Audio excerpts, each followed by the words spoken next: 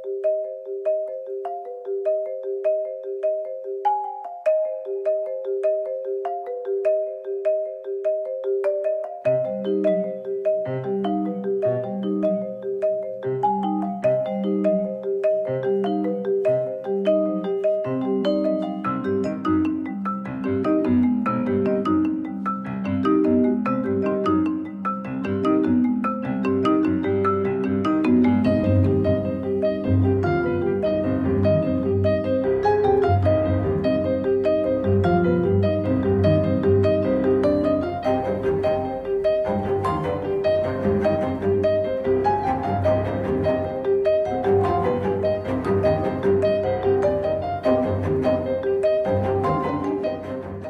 Social media पर शिमाली वज़ीरिस्तान के इलाके शवाल में ड्रोन हमले की एक बेबुनियाद और मनगढ़ंत खबर चल रही है।